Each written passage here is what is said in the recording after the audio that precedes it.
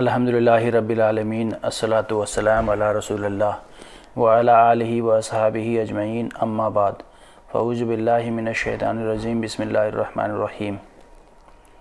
Dear brothers and sisters, today is our fourth episode on Ramadan series, and today I am going to talk on the subject entitled Characteristics of Fasting. Fasting is another unique moral and spiritual characteristic of Islam. The Arabic word "sawm" is used for fasting. The term "to fast" literally means to refrain, that is, absolute abstention and self-restraint. Al-Quran uses the word generally when Mary, the mother of Jesus, peace be upon her, has been instructed by Allah the Most High to say, "Verily, I have vowed a fast unto the most beneficent Allah, so I shall not speak to any human beings this day."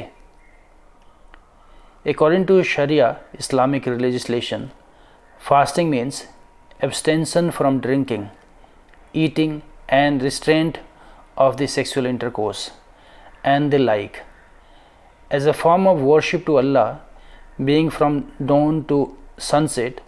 Allah subhanahu wa ta'ala said, "Eat and drink until the white thread becomes distinct to you from the black thread of the dawn. Then strictly observe the fast until nightfall."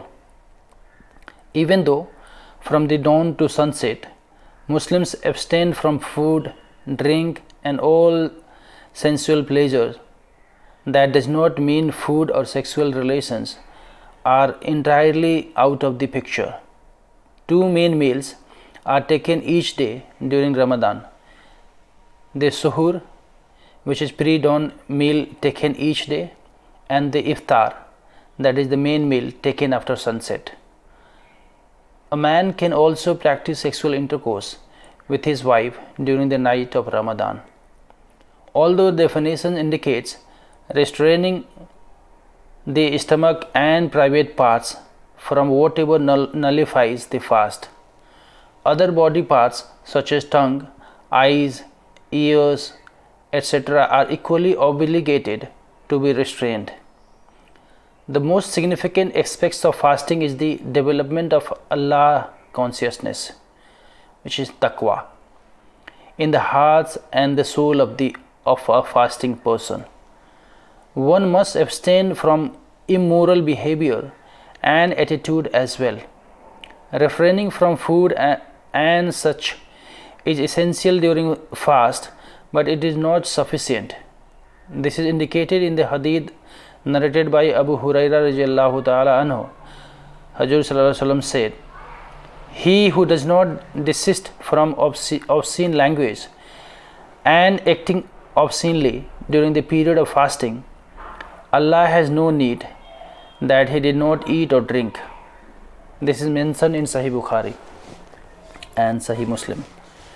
So if the faster wants to gain the total rewards of fasting, she must, for instance, avoid backbiting, slander, and lies. The eyes should avoid looking into things that are considered as unlawful.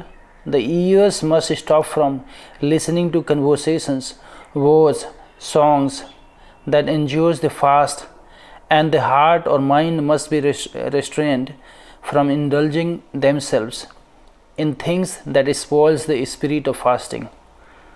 Allahu alam, Allah knows the best. Wa jazakumullahu khairan. Wassalamu alaikum wa rahmatullahi wa barakatuhu.